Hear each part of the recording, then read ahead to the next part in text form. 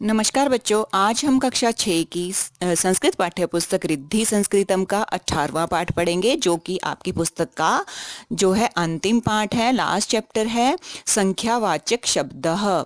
तो आइए शुरू करते हैं। अष्टादशः पाठः संख्यावाचक शब्दः। संख्यावाचक शब्द क्या होते हैं? जो काउंटिंग 1 2 3 4 जो आप इंग्लिश में पढ़ते हो, 1 2 3 जो हिंदी में होते हैं, जिसमें संख्या होती है। ठीक है, तो अभी हम संस्कृत में उनको क्या बोलते हैं वो हम इस पाठ में पढ़ेंगे।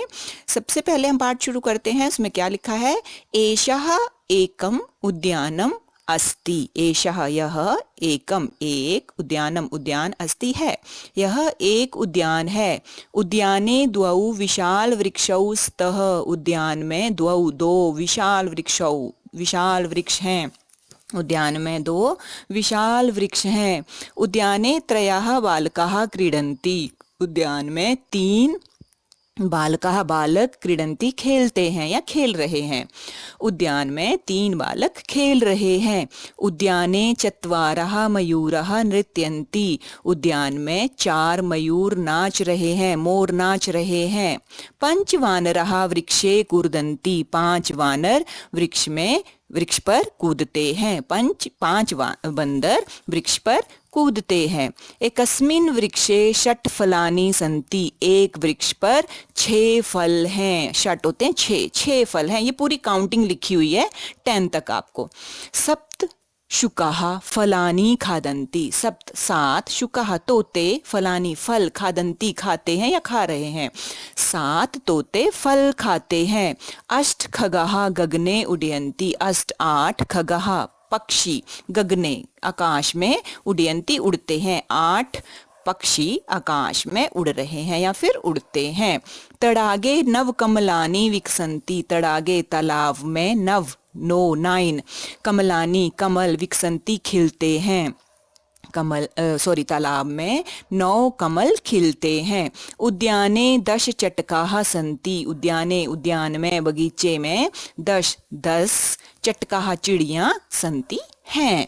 तो ये आपका काउंटिंग का ही चैप्टर है। इसमें काउंटिंग लिखी हुई है 1 से 10 तक। अब संस्कृत में डिफरेंट क्या है बाकी काउंटिंग से, कि संस्कृत की जो 1 से लेके 4 तक, 1 to 4 तक जो काउंटिंग है, उसमें पुल्लिंग अलग है, स्त्रीलिंग अलग है और नपुंसकलिंग अलग है। 4 के बाद की काउंटिंग एक जैसी है, चाहे फिर वो पुल्लिंग हो, स्त्रीलिंग हो, नपुंसकलिंग हो, वो सेम है। बट 1 से 4 तक क्या है, अलग अलग है। जैसे पुल्लिंग में 1 को एकः बोलते हैं, स्त्रीलिंग में एका बोलते हैं और नपुंसकलिंग में एकम बोलते हैं। 2 को बोलते हैं द्वौ पुल्लिंग में, स्त्रीलिंग में बोलते हैं द्वे और नपुंसकलिंग में भी द्वे ही बोलते हैं। 3 को बोलते हैं त्रयः पुल्लिंग में। ठीक है, जैसे त्रयः बालकाः, बालक होंगे, लड़के होंगे तो त्रयः आएगा। लड़की को बोलते हैं तिस्रः, मतलब लड़कियां होंगी तो हम तिस्रः यूज करेंगे 3 के लिए। और अगर नपुंसकलिंग होगा तो हम त्रीणी यूज करते हैं, त्रीणी फलानी। ये चीज आपको याद कर लेनी है। पुल्लिंग, स्त्रीलिंग, नपुंसकलिंग 1 से 4 तक और आगे की काउंटिंग एक जैसी।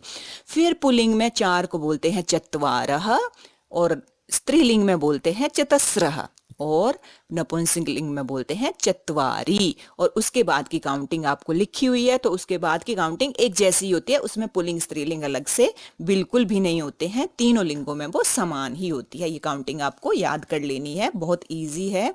1 से लेके 20 तक यहाँ लिखी हुई है, यहीं तक आपको अभी तक याद करना है, बाद की हम बाद में करेंगे।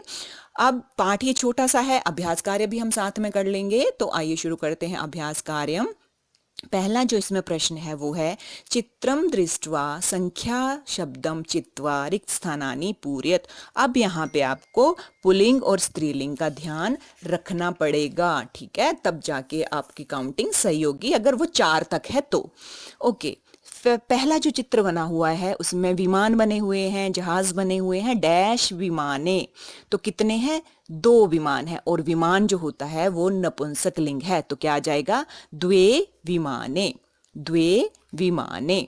उसके बाद वृक्ष बने हुए हैं, मतलब पेड़ हैं, कितने हैं? 1 2 3 4 4 हैं, तो क्या आ जाएगा? वृक्ष जो है वो पुल्लिंग है संस्कृत में, तो पुल्लिंग के लिए हम क्या यूज करते हैं? चत्वारः। 4 तक की काउंटिंग में हमें बहुत ध्यान रखना पड़ेगा लिंग का। ठीक है, तो चत्वारः वृक्षः, चत्वारः वृक्षः। उसके बाद है चिड़िया, चिड़िया काउंट करते हैं 1 2 3 4 5 6, 6 चिड़िया है, मतलब हमें अब यहाँ लिंग का ध्यान नहीं रखना है, 4 के बाद की काउंटिंग एक जैसी है। तो षट चटकाः, क्या हो जाएगा, षट चटकाः।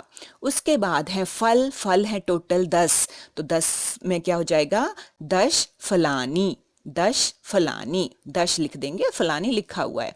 उसके बाद है चींटियां, तो चींटियों को बोलते हैं पिपलिका, पिपलिका कितनी है 7, तो क्या लिखेंगे, सप्त पिपलिका, सप्त पिपलिका, ये स्त्रीलिंग है बट काउंटिंग में सप्त आएगा, एक जैसा ही 4 के बाद है, सप्त पिपलिका। उसके बाद है खरगोश, खरगोश है यहाँ पे 3, तो वो पुल्लिंग होता है खरगोश, तो क्या लिखेंगे, त्रयः शशकाः, त्रयः शशकाः। उसके बाद गाजरें हैं, कितनी हैं, 8 हैं, तो गाजर भी क्या है, नपुंसकलिंग है, और इसमें क्या होगा, 8 हैं, तो अष्ट गाजराणी, अष्ट गाजराणी। उसके बाद एक ही बच्चा खड़ा है, एक ही लड़का खड़ा है, तो एकः बालकः, वो तो पुल्लिंग ही होगा, लड़का है तो एकः बालकः। उसके बाद है फूल, फूल है यहाँ पे 5, तो हम क्या लिखेंगे, पंच पुष्पाणी, पंच पुष्पाणी। उसके बाद कबूतर हैं, कितने हैं, 9 हैं, नव कपोतः। जब आप काउंटिंग लर्न कर लेंगे तो आप इसको फटाफट से कर लेंगे, नव कपोतः। तो प्रश्न 1 यहाँ पे खत्म हो गया। प्रश्न 2 है उचित संख्यावाचकम शब्दम लिखत, तो काउंटिंग आपने लर्न कर ली है। अब ये बहुत इजी है, 10 लिखा है, 10 को हम बोलते हैं दश, 5 को हम बोलते हैं पंच, उसके बाद 8 है, 8 को हम क्या बोलते हैं, अष्ट, 15 को बोलते हैं पंचदश। पीछे काउंटिंग लिखी हुई है, इसीलिए मैं बोल रही हूँ 20 तक आपको काउंटिंग याद होनी चाहिए। 5 और 10 मतलब 10 और 5 प्लस कर दिए, कितने हो गए, 15, पंचदश। उसके बाद 6 लिखा हुआ, 6 को बोलते हैं षट, षट लिख देंगे। उसके बाद 9 लिखा हुआ है, तो 9 को बोलते हैं नव, 9 को बोलते हैं नव। उसके बाद लिखा हुआ है 12, 12 होता है हमारा द्वादश, ठीक है, 2 और 10 द्वादश। उसके बाद है 18, 18 मीन्स अष्ट और दश, ठीक है, तो क्या हो गया, अष्टादश, अष्टादश बोलते हैं 18 को। उसके बाद है एकादश, 1 और 10, कितने हो गए, एकादश। तो ये आपका प्रश्न 2 जो काउंटिंग लिखने वाला था ये भी खत्म हो गया, बहुत ही आसान सा चैप्टर है ये। उसके बाद है तीसरा, थर्ड क्वेश्चन, उचितम संख्यावाचकम पदम चित्वारिक स्थानानि पूर्यत। ऑप्शन हमें दिए हुए हैं, यहाँ हमें बहुत पुल्लिंग और स्त्रीलिंग का ध्यान रखना है, तभी जाके हमारा ऑप्शन करेक्ट होगा। सूर्यः डैश अस्ति, अब सूर्यः लिखा हुआ है, मतलब सूर्य को संस्कृत में पुल्लिंग में रखा है, तो क्या हो जाएगा, ये नपुंसकलिंग बिल्कुल नहीं है, ठीक है, एकम नहीं लिख देना यहाँ पे, एकः, क्या हो जाएगा, सूर्यः एकः अस्ति, सूर्यः एकः अस्ति। नंबर 2 है गृहात बहि डैश कन्या क्रीडंती, मतलब कन्या मतलब लड़की, तो स्त्रीलिंग है, तो स्त्रीलिंग को कितना लिखेंगे, त्रया नहीं बोल सकते हम, पुल्लिंग में होता है, तो तिस्रः, क्या हो जाएगा, गृहात वही तिस्रः कन्या क्रीडंती, कि घर के बाहर 3 लड़कियां खेल रही हैं। तीसरा है वर्षे डैश मासः भवन्ति, वर्ष में डैश महीने होते हैं, तो द्वादश या द्वादशा, द्वादश, ठीक है, द्वादश आएगा, द्वादशा कोई शब्द ही नहीं है, द्वादश मासः भवन्ति, द्वादश भर देंगे। फोर्थ है वेदः डैश सन्ति, वेद हैं, कितने हैं, तो वेद कितने हैं, 4 हैं, तो वेदः चत्वारि सन्ति, चत्वारि आ जाएगा, वेदः चत्वारि संति। उसके बाद है सप्ताहे, कितने दिन होते हैं सप्ताह में, दिवसः भवन्ति, 7, तो सप्त आएगा, सप्त बोलते हैं 7 को, सप्ताह नहीं बोलते, तो सप्ताहे सप्त दिवसः भवन्ति, सप्त आ जाएगा।